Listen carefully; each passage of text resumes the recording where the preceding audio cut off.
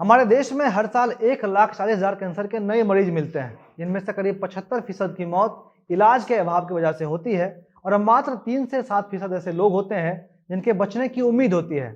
और जितने भी आंकड़े मैंने अभी आपको बताया है वो पूरे देश का है, यानी कि इसमें हमारा राज्य बिहार भी शामिल है और यहाँ भी हर साल कैंसर से हजारों लोग मरते हैं। इसलिए कल विश्व कैंसर दिवस के अवसर पर बिहार सरकार ने कैंसर से मरने वाले मरीजों की संख्या को कम करने के लिहाज से एक कदम उठाया है। नमस्ते, मेरा नाम मोहन शर्मा है और आप जनता जंक्शन देख रहे हैं और ये हमारा विशेष कार्यक्रम सुबह सवेरे है, जिसके माध्यम से हम आपको बिहार की 5 प्रमुख खबर बताते हैं।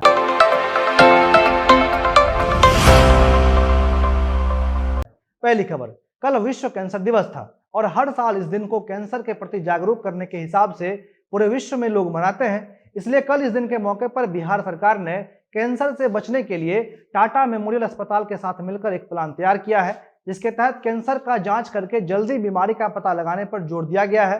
सरकार ने राज्य के 14 जिलों में कैंसर डिटेक्शन और अवेयरनेस पर काम करने का भरोसा दिया है। इस बीच सरकार ने दावा किया है कि पिछले वर्षों में बिहार के अंदर तंबाकू का उपयोग करने वाले उपभोक्ता कम हुए हैं और राज्य के महज 25.8% लोग ही अब तंबाकू का सेवन कर रहे हैं। स्वास्थ्य मंत्री मंगल पांडे ने इस बात पर जोर दिया है कि कैंसर के फर्स्ट और सेकेंड स्टेज में ही डिटेक्ट करने का प्रयास सरकार कर रही है, जिसके लिए बाकायदा 7 लोगों की टीम भी बनाई गई है और सरकार ने यह तय किया है कि सभी जिलों में प्रति सप्ताह 4 स्क्रीनिंग कैंप का आयोजन सरकार करेगी, ताकि जिनमें भी कैंसर मिलेगा उनका इलाज जल्दी शुरू हो सके। केंद्रीय मंत्री और बीजेपी सांसद आर.के. सिंह ने हर संभव मदद देने का ऐलान किया है। विश्व कैंसर दिवस के अवसर पर बिहार सरकार ने कल पटना में कैंसर स्क्रीनिंग जागरूकता कार्यक्रम रखा था और इसी दौरान वीडियो कॉन्फ्रेंसिंग के माध्यम से बीजेपी सांसद आर.के. सिंह दिल्ली से जुड़े हुए थे और पानी को आर्सेनिक मुक्त करने पर उन्होंने जोर दिया है। केंद्रीय मंत्री और बीजेपी सांसद आर.के. सिंह ने बिहार के स्वास्थ्य मंत्री मंगल पांडे को बधाई देते हुए निर्देश दिया है कि 4 फरवरी से IGIMS में कैंसर के लिए पंजीकरण शुरू हो जाएगा। अब दूसरी खबर, पटना में हुए रुपये सत्याकांड की गुत्थी सुलझाने वाले पटना पुलिस रोड रेज के थ्योरी में फंस गई है और जिस समय पुलिस ये कहानी सबको सुना रही थी, उस समय भी कहानी सुनने वाले अधिकतर लोग इसे मानने के लिए तैयार नहीं थे। वही रुपेश के परिवार वाले पहले ही इस बात को मानने से इनकार कर चुके हैं। वो लगातार ये कह रहे हैं कि रुपेश की हत्या इतने छोटे वजह से नहीं हो सकती है। अब भले ही पटना पुलिस अपना पीठ थपथपा रही हो कि उसने इस हत्या की गुत्थी को सुलझा दिया है, लेकिन रुपेश की पत्नी नीतू सिंह ने इस बात को मानने के लिए तैयार नहीं है। रुपेश की पत्नी के साथ साथ अन्य परिजन भी इस बात को मानने के लिए तैयार नहीं है कि इतनी छोटी सी बात पर रुपेश की हत्या हुई है। रुपेश सिंह की पत्नी नीतू ने कहा है कि पुलिस किसी बड़े आदमी को बचा रही है।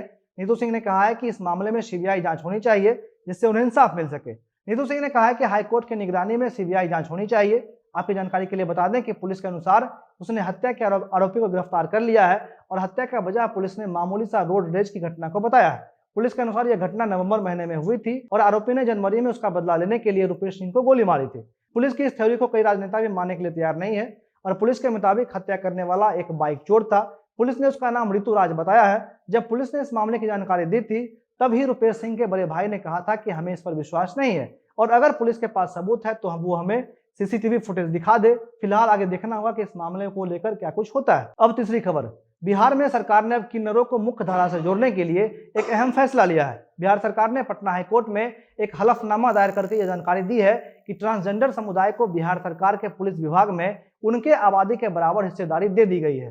सरकार ने किन्नरों को लेकर जो नई आरक्षण नीति लागू की है, उसके मुताबिक अब राज्य के प्रत्येक जिले में कम से कम 1 किन्नर दरोगा और 4 किन्नर सिपाहियों की बहाली तय कर दी गई है। राज्य सरकार ने इसे लेकर जो जानकारी दी है, उसके मुताबिक राज्य में किन्नरों की कुल आबादी 0.039% है और इसी के आधार पर पुलिस विभाग में अब आगे जो भी बहाली होगी उसमें इनकी हिस्सेदारी को भी तय की जाएगी, जिसे लेकर बाकायदा बिहार पुलिस में एक अलग यूनिट भी बनाई गई है और काफी समय से इसके मांग को लेकर लड़ाई चल रही थी और हाईकोर्ट में याचिका डालकर यह अपील की गई थी कि जो किन्नर पढ़े लिखे हुए हैं उन्हें समाज में उनका स्थान दिया जाए। अब सरकार के इस फैसले के बाद एक बार उम्मीद जताई जा रही है कि किन्नरों को समाज की मुख्यधारा से जोड़ना संभव हो सकेगा।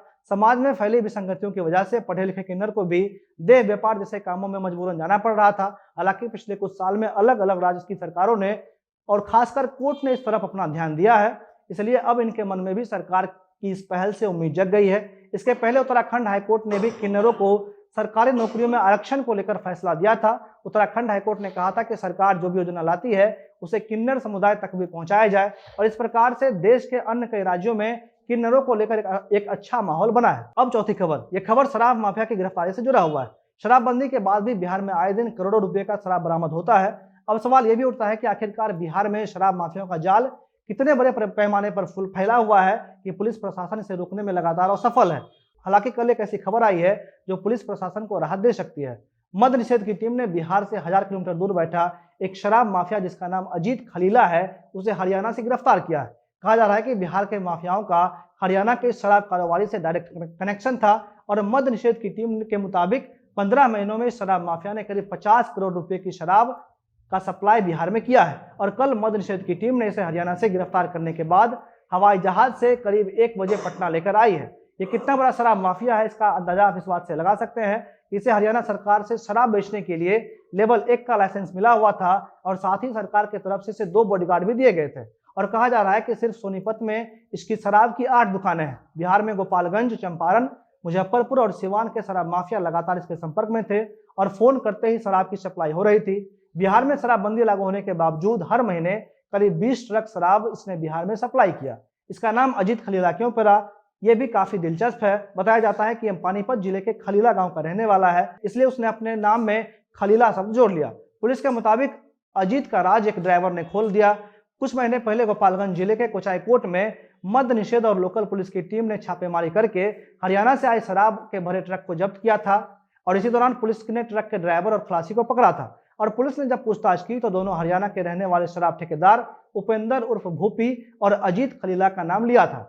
अब अंतिम और 5वीं खबर, बिहार के शिक्षा विभाग को 38 जिले में विभिन्न योजनाओं के लिए दिए गए 5 अरब 80 करोड़ से अधिक की राशि का हिसाब नहीं मिल रहा है। ये राशि विभाग ने सभी जिलों में पोशाक, छात्रवृत्ति, वेतन, साइकिल प्रोत्साहन, परिभ्रमण और भवन निर्माण के लिए दिया था, जिसका हिसाब अब विभाग को नहीं मिल रहा है। इसलिए विभाग ने सभी जिले के शिक्षा पदाधिकारी को चिट्ठी लिखकर खर्च का हिसाब भेजने के लिए कहा है। विभाग ने यह भी कहा है कि 3 दिन के अंदर ऑफिसर अपने जिले में कोषांग बनाए और इसके साथ ही 20 फरवरी तक खर्च का हिसाब देने का आदेश भी दिया गया है। आज इतना ही, धन्यवाद।